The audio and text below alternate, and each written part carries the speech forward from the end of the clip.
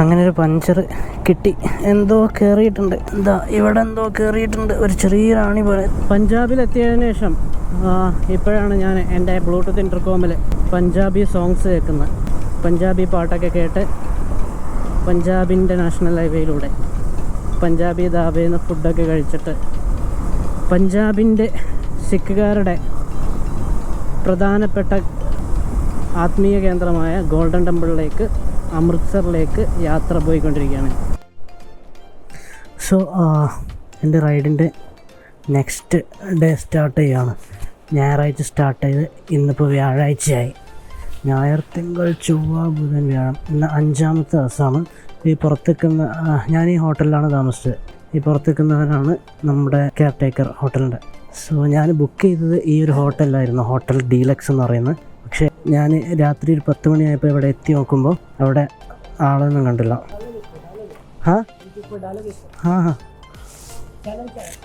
Channel ये वाला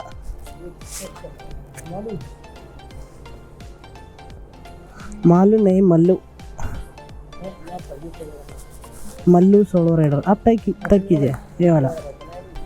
നമ്മുടെ ഹോട്ടലിൻ്റെ കെയർ ടേക്കർ പുള്ളിക്കാരൻ യൂട്യൂബ് ചാനൽ സബ്സ്ക്രൈബ് ചെയ്തുകൊണ്ടിരിക്കുകയാണ് കേട്ടോ. എൻ്റെ ടോപ്പ് ബോക്സിൽ ഞാൻ പേസ്റ്റ് ചെയ്ത് വെച്ചിട്ട്. സോ ഞാൻ ഇന്നലെ ബുക്ക് ചെയ്തത് ഈ ഹോട്ടൽ ഡീലക്സ് താജ് ആയിരുന്നു. ഞാനിവിടെ ഒരു 10 മണിയായപ്പോൾ എത്തി നോക്കുമ്പോൾ റൈഡർ एक सेकंड अप स्पेस अभी करेक्ट है ये वाला फर्स्ट. ठीक है भैया, हाँ ठीक है, थैंक्स भैया, फिर मिलेंगे, ठीक है. സോ ഇന്നലെ ഞാൻ എത്തിയപ്പോൾ 1300 സംതിങ് 1400 രൂപ എങ്ങാനും കൊടുത്ത് ഞാൻ ബുക്ക് ചെയ്തതായിരുന്നു റൂം. പക്ഷേ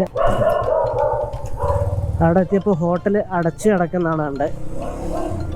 എന്നിട്ട് ഞാൻ മേക്ക് മൈ ട്രിപ്പ് വഴിയാണ് ബുക്ക് ചെയ്തത്. എന്നിട്ട് മേക്ക് മൈ ട്രിപ്പിൽ വിളിച്ചു പറഞ്ഞിട്ട് ഞാനത് റീഫണ്ട് ചെയ്യിച്ചു. ഇപ്പോൾ രാവിലെ ആ ഹോട്ടൽ തുറന്നിരിക്കുന്നുണ്ട്. എനിക്കറിയില്ല അവിടെ വല്ല ആളുകളുണ്ട്, ഒരു ലൈറ്റ് ഒന്നും കാണുന്നില്ലായിരുന്നു. എന്താണ് അവരുടെ ഉദ്ദേശം എന്നൊന്നും മനസ്സിലാവുന്നില്ല. എന്നിട്ട് ഞാൻ തൊട്ടപ്പുറത്തുള്ള ഹോട്ടലിലാണ് ഞാൻ താമസിച്ചത്. അവിടെ ഞാൻ ബുക്ക് ചെയ്തത് 1300 സംതിങ്ങിന് നോൺ AC റൂമായിരുന്നു. എനിക്ക് കിട്ടിയില്ല. ഞാൻ എന്നിട്ട് തൊട്ടപ്പുറത്തുള്ള അവിടുത്തെ സ്പോട്ടായിട്ട് ചെക്ക് ഇൻ ചെയ്തപ്പോൾ അവിടെ എനിക്ക് 1000 രൂപയ്ക്ക് AC റൂം കിട്ടി. മറ്റിടത്ത് നോൺ AC 1300 കിട്ടി. ഉർവശി ശാപം ഉപകാരം എന്നൊക്കെ പറയുന്ന പോലെ. എന്തായാലും ഞാൻ എൻ്റെ ഫിഫ്ത്ത് ഡേ സ്റ്റാർട്ട് ചെയ്യാണ്. ഇന്നത്തെ എൻ്റെ ഡെസ്റ്റിനേഷൻ എന്ന് പറയുന്നത് അമൃത്സറാണ്. ഇവിടെ നിന്ന് 421 കിലോമീറ്റർ ഉണ്ട്. 7 മണിക്കൂർ ട്രാവലാണ് കാണിക്കുന്നത് ബൈക്കിന്. നമ്മുടെ സെയിം ഹൈവേ തന്നെയാണ് കേട്ടോ, ശ്രീനഗർ കന്യാകുമാരി ഹൈവേ തന്നെയാണ്. ഞാൻ ആ ഹൈവേയിൽ നമ്മുടെ ബാംഗ്ലൂരിൽ നിന്ന് കയറിയതാണ്. Still I M on the same highway. So ഇവിടെ നിന്ന് 421 കിലോമീറ്റർ 3:15 ആകുമ്പോൾ എത്തും എന്നാണ് പറയുന്നത്, നോൺ സ്റ്റോപ്പായിട്ട് പോവുകയാണെങ്കിൽ. പക്ഷേ ആസ് യു നോ, ഞാൻ ബ്രേക്ക്ഫാസ്റ്റ്, ലഞ്ച്, അതുപോലെ തന്നെ ഇടയ്ക്കിടയ്ക്ക് ഒന്ന് ഫ്രഷപ്പ് ആകാൻ വേണ്ടിയിട്ട് ചെറിയ ബ്രേക്കുകളതൊക്കെ എടുത്തിട്ടാണ് പോകുന്നത്. ആൻഡ് അഗൈൻ പെട്രോൾ ഫിൽ ചെയ്യാനുണ്ട്. സോ ഇതെല്ലാം കൂടെ കഴിയുമ്പോൾ ഒരു 7 മണിയൊക്കെ ആകുമ്പോൾ എത്താമെന്ന് വിചാരിക്കുന്നു. 7 മണി 7:30 ആകുമ്പോൾ. So I am again entered into the national highway of Srinagar Kanyakumari, NH44, the longest highway in India.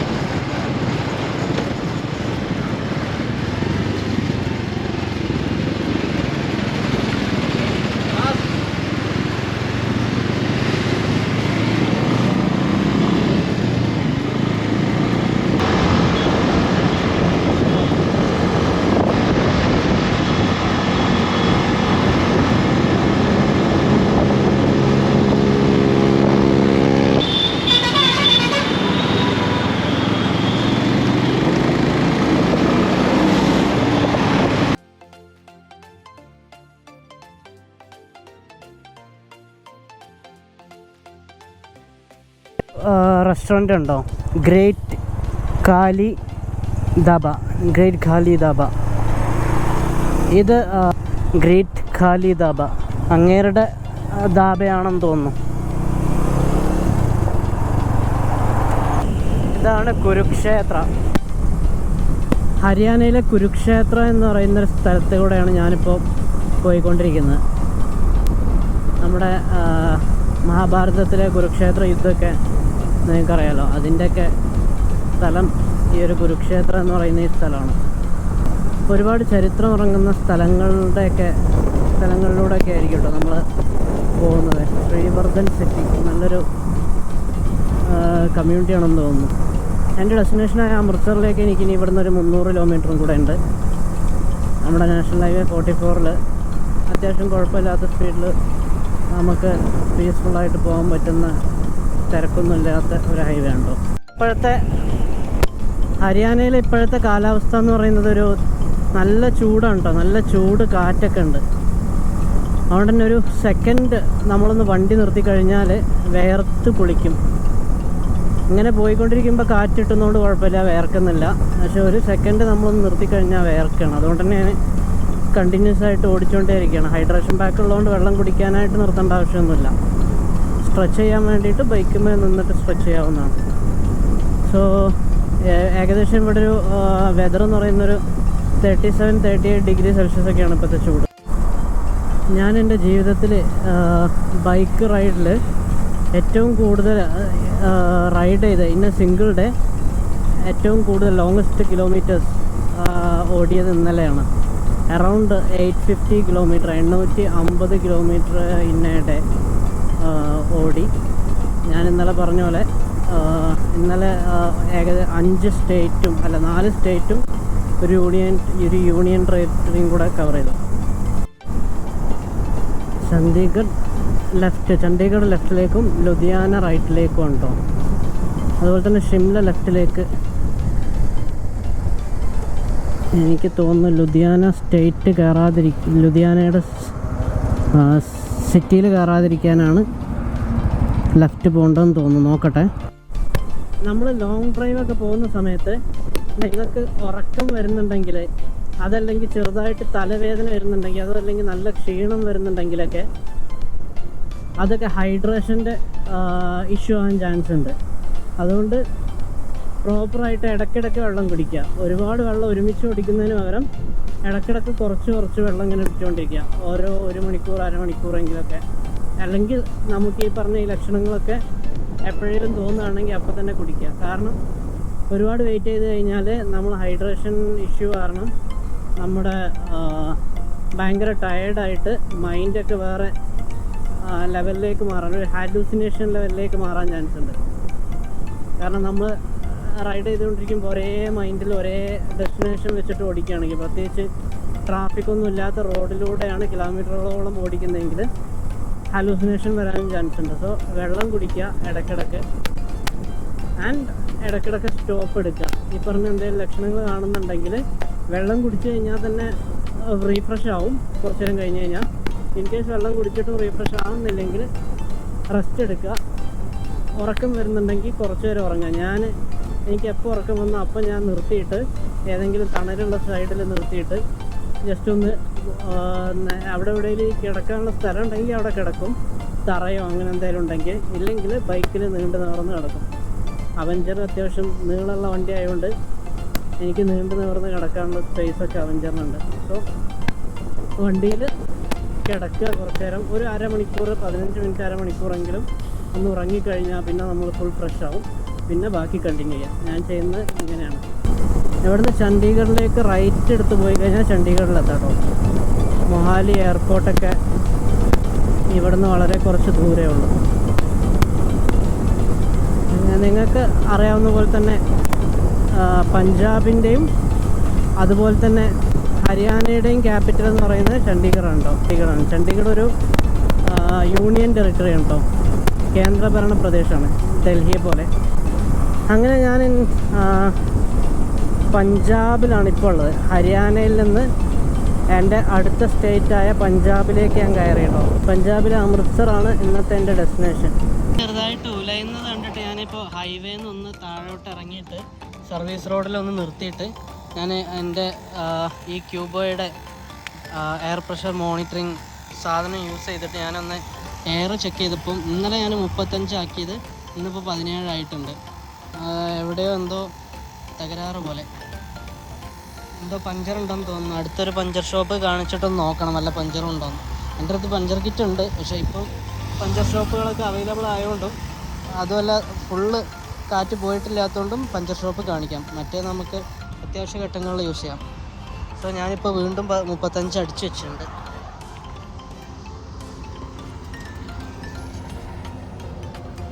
നോക്കട്ടെ എന്താ അവസ്ഥ.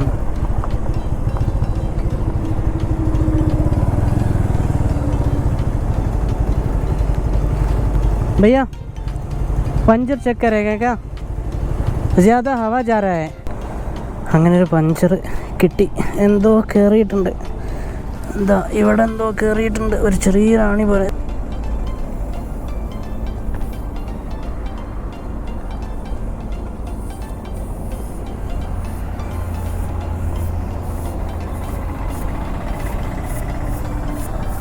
അത്യാവശ്യം വലുപ്പമുണ്ടെന്ന് തോന്നുന്നു. दीजिए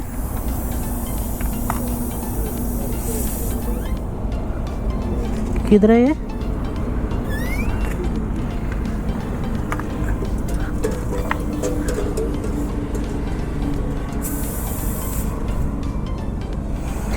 അത്യാവശ്യം വലുപ്പമുള്ള റാണിയായിരുന്നു, പക്ഷേ അതെങ്ങോട്ടോ തെറിച്ചുപോയി. വെറുതെ അല്ല കാറ്റ് പോയത്. കിട്ടി. യെസ്, ഇതാണ് നമ്മുടെ ആണി. ഇന്നലെ 35 ആക്കിയതായിരുന്നു, ഇന്നിപ്പോൾ അത് വീണ്ടും 17 ആയിട്ടുണ്ടായിരുന്നു. PS ടയർ പ്രഷർ 35 ഇന്നലെ ഞാൻ എൻ്റെ പമ്പിങ് യൂസ് ചെയ്തിട്ട് ടയർ പ്രഷർ പമ്പ് യൂസ് ചെയ്തിട്ട് ചെയ്തതായിരുന്നു. ഇന്നിപ്പോൾ അത് വീണ്ടും 17 ആയി. അപ്പോൾ പിന്നെ വെറുതെ റിസ്ക് എടുക്കണ്ടല്ലോ എന്ന് വെച്ചാൽ നോക്കിയതാണ്. അതുമല്ല വണ്ടി വോബിൾ ചെയ്യുന്നുണ്ട്, സോ റിസ്ക്കാണ് ചെയ്യുന്നത്. ഇത്ര പണിയേ ഉള്ളൂ, ഇതെനിക്കും ചെയ്യാവുന്നേ ഉള്ളൂ. പക്ഷെ ഞാൻ വെറുതെ എന്തിനാ, ഇൻ കേസ് പ്രോപ്പർ ആയില്ലെങ്കിൽ പണിയാവും. അതുകൊണ്ട് അത്യാവശ്യ ഘട്ടങ്ങളിൽ മാത്രം നമ്മൾ ചെയ്യാം. പഞ്ചറടിച്ചു, കാറ്റ് നിറച്ചുകൊണ്ടിരിക്കുകയാണ്. ഓക്കെ എന്നാ കിതന ഭയ്യ?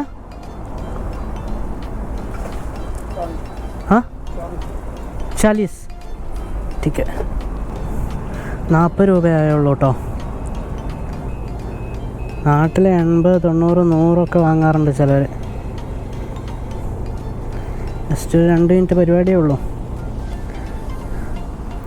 എൻ്റെ അടുത്തുള്ള പഞ്ചർ കിറ്റ് വെച്ചിട്ട് എനിക്ക് വേണമെങ്കിൽ പഞ്ചർ അടക്കാം. പക്ഷേ പ്രശ്നം എന്ന് വെച്ച് കഴിഞ്ഞാൽ എൻ്റെ കയ്യിൽ മറ്റേ ആ ഫോമില്ല, പതയില്ല. ആ പതയുണ്ടെങ്കിലേ പഞ്ചർ ശരിക്കും അടഞ്ഞോ ഇല്ല എന്നൊക്കെ നോക്കാൻ പറ്റുള്ളൂ. അത് ഞാൻ ഒരു കുപ്പിയിൽ, ചെറിയൊരു കുഞ്ഞു കുപ്പിയിൽ എടുത്താൽ മതിയായിരുന്നു. പക്ഷേ ഞാൻ മറന്നുപോയി, അതെടുക്കാൻ വിട്ടുപോയി. അതുകൊണ്ട് തന്നെ പഞ്ചർ അടക്കാനൊക്കെ പറ്റും, പക്ഷേ പ്രോപ്പർ ആയോ എന്ന് അറിയണമെങ്കിൽ കൈ വെച്ച് നോക്കേണ്ടി വരും. കൈ വെച്ചാൽ ചിലപ്പോൾ കണ്ടുകൊള്ളണം എന്നില്ല. സോ ഇവിടുത്തെ പരിപാടി കഴിഞ്ഞു, ബാക്കി റൈഡ് ചെയ്യാം. ഓക്കെ, നല്ല ഒടുക്കത്തെ വെയിലാണ്. ഞാൻ ഓൾറെഡി വേർത്ത് കുളിച്ച് കഴിഞ്ഞു. അങ്ങനെ ആ ഒരു ടെൻഷൻ മാറി പഞ്ചർ അടച്ചപ്പോൾ. അയ്യോ,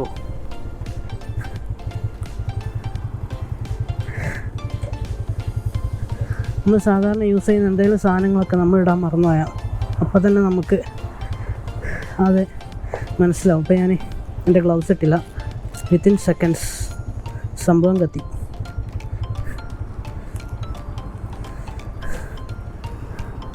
ride safe, ride with always ride safe, always ride with gas, full gas. എപ്പോഴാണ് ആക്സിഡൻ്റ് ഉണ്ടാകുക എന്ന് പറയാൻ പറ്റില്ല.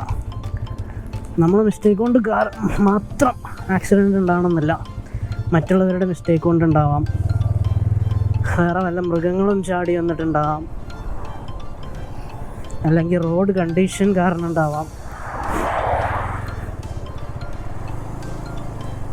അങ്ങനെ പല കാരണങ്ങൾ കൊണ്ടും ആക്സിഡൻറ്റ്സ് ഉണ്ടാവും. So always Be cautious and ride safe, ride slow, and ride with full gears. So again ride continue ചെയ്യാണ്. ഇന്ത്യയിൽ സിഖ് മതസ്ഥർ ഏറ്റവും കൂടുതലുള്ള ഒരു സംസ്ഥാനത്തിലൂടെയാണ് ഞാനിപ്പോൾ പോയിക്കൊണ്ടിരിക്കുന്നത്. അതായത് പഞ്ചാബിലാണ് ഇന്ത്യയിൽ ഏറ്റവും കൂടുതൽ സിഖ് മതസ്ഥരുള്ളത്. അതുകൊണ്ട് തന്നെ ഞാനിപ്പോൾ ഈ പോകുന്ന വഴികളിലൊക്കെ എനിക്ക് സിഖ് മതസ്ഥരുടെ ആരാധനാലയങ്ങളും മറ്റൊക്കെ കാണാൻ പറ്റുന്നുണ്ട്. അതുപോലെ തന്നെ ഏറ്റവും കൂടുതലായിട്ട് ഇന്ത്യയിൽ ഏറ്റവും കൂടുതൽ ഹെൽമെറ്റ് ഇല്ലാതെ വണ്ടി ഓടിക്കുന്ന ആളുകളും ഹെൽമെറ്റ് ഇല്ലാതെ ബൈക്ക് ഓടിക്കുന്ന ആളുകളും പഞ്ചാബിലായിരിക്കും കൂടുതൽ. കാരണം അവർക്ക് അവരുടെ സിഖ് മതസ്ഥരുടെ ആ തൊപ്പി ഇടുന്നുണ്ടെങ്കിൽ അവർക്ക് ഹെൽമെറ്റ് വെക്കൽ നിർബന്ധമല്ല. ആസ് പെർ ദ റൂൾസ് അവർക്കൊരു എക്സെപ്ഷണൽ കേസാണ് അവരുടേത്. സിഖ് മതസ്ഥർക്ക് ഹെൽമെറ്റ് ഇടണം എന്നുള്ളത് നിർബന്ധമല്ല. സോ ഹെൽമെറ്റ് ഇല്ലാതെ വണ്ടി ഓടിക്കുന്ന ഏറ്റവും കൂടുതൽ ആളുകളെയും ഒരുപക്ഷെ നമുക്ക് കാണാൻ പറ്റുക പഞ്ചാബിലായിരിക്കും, സിഖുകാരായിരിക്കും.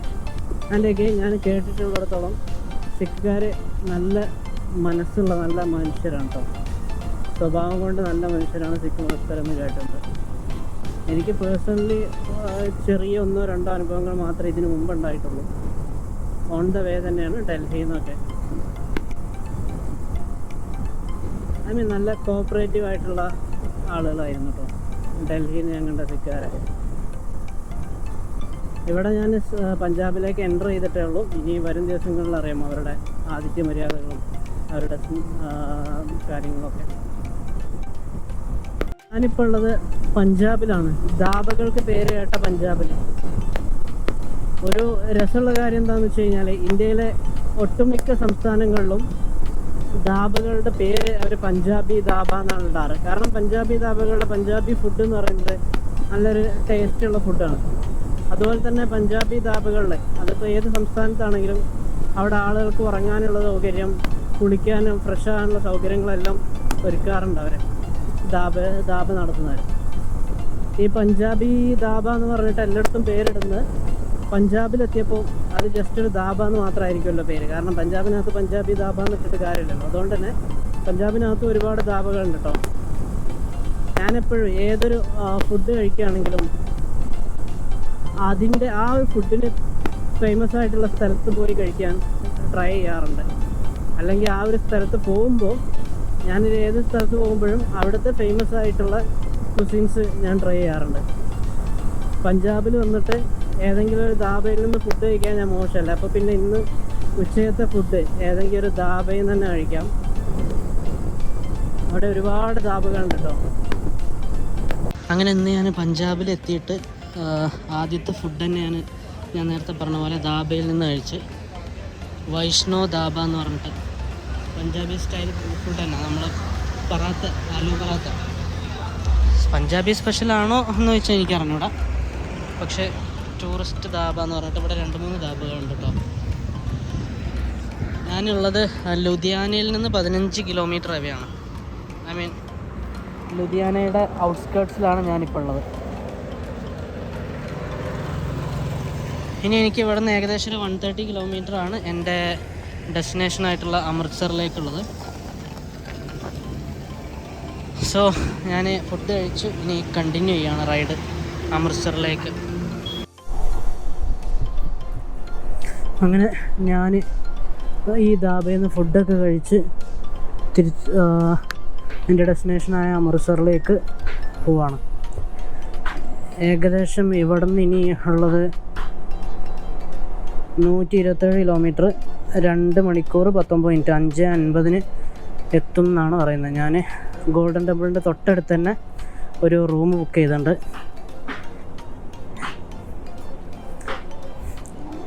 എന്നെ അത്ഭുതത്തോടെ നോക്കുന്ന 3 പേരെ കാണാം.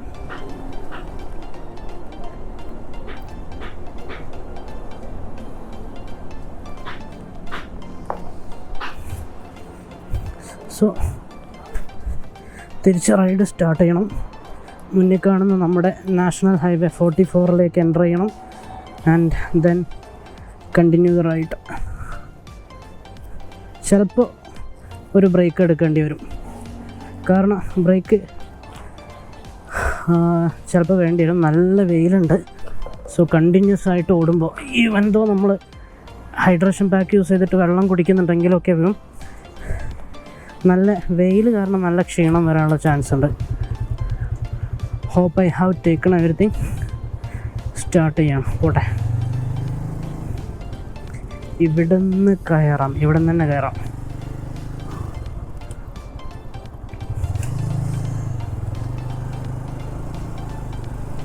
യെസ്, അങ്ങനെ ബാക്ക് അറ്റ് ഹൈവേ. എന്താ ഇവിടെ നിന്നാണ് ഞാൻ ഫുഡ് കഴിച്ചത്, ധാബയിൽ നിന്ന്. ഒരുപാട് ധാബകളുണ്ട് കേട്ടോ.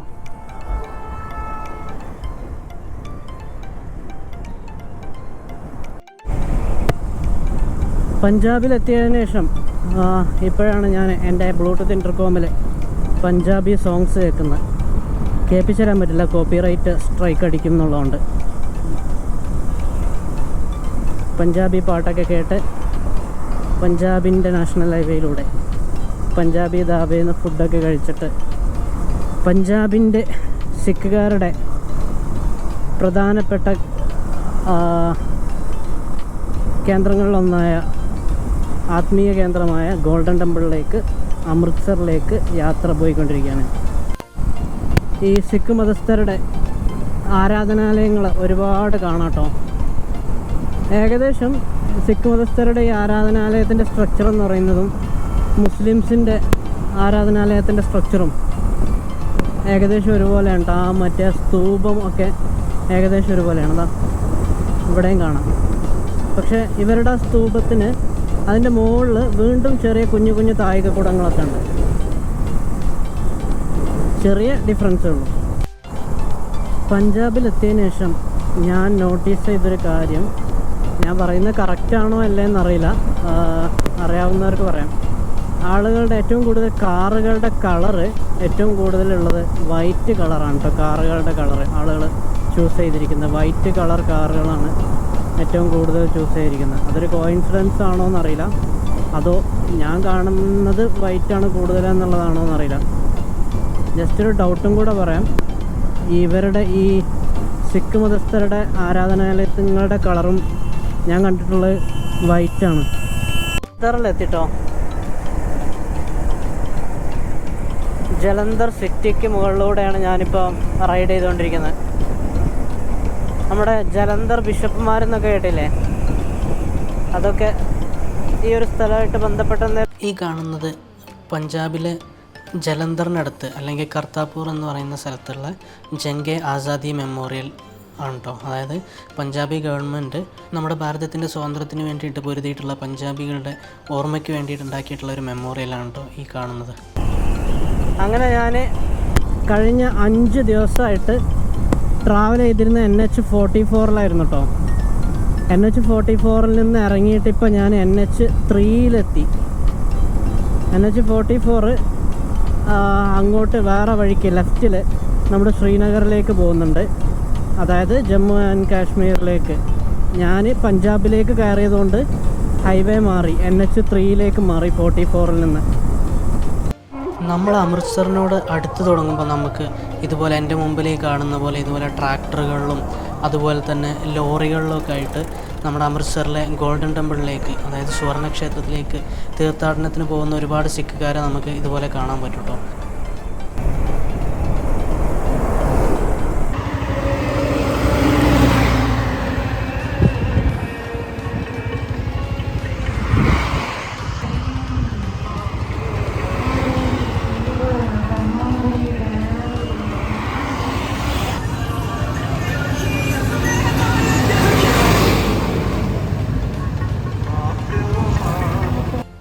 എൻ്റെ ഈ ഇടത്തെ ഭാഗത്ത് കാണുന്നത് ഗുരുദ്വാര സാഹിബാണ് കേട്ടോ.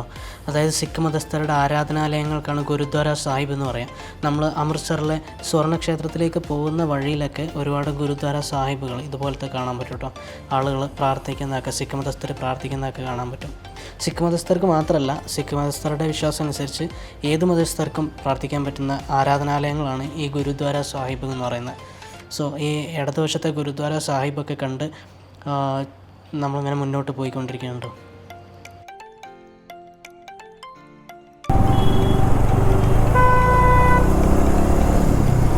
നമ്മുടെ ഗോൾഡൻ ടെമ്പിളിലേക്കുള്ള ഗേറ്റാണ് കേട്ടത്. അങ്ങനെ ഒരുപാട് മണിക്കൂറുകളുടെയും കിലോമീറ്ററുകളുടെയൊക്കെ യാത്രയ്ക്ക് ശേഷം നമ്മളിപ്പോൾ നമ്മുടെ ഫസ്റ്റ് ഡെസ്റ്റിനേഷനായിട്ടുള്ള അമൃത്സറിലെ ഗോൾഡൻ ടെമ്പിൾ, അതായത് സുവർണ്ണക്ഷേത്രത്തിൻ്റെ അടുത്ത് ഏകദേശം എത്തിയിട്ടോ. ഇന്ന് രാത്രി സുവർണ്ണക്ഷേത്രം സന്ദർശിച്ചിട്ട് നാളെ രാവിലെയും സുവർണ്ണക്ഷേത്രം സന്ദർശിക്കുക എന്നുള്ളതാണ് പ്ലാന്. അപ്പോൾ ഈ വീഡിയോ ഞാനിവിടെ വൈൻഡപ്പ് ചെയ്യാണ്. അടുത്ത ഒരു പാർട്ടിൽ നമുക്ക് സുവർണ്ണക്ഷേത്രത്തിൻ്റെ കാഴ്ചകളും മറ്റൊക്കെ വിശദമായിട്ട് കാണാം. So thanks for watching. Stay tune for next video.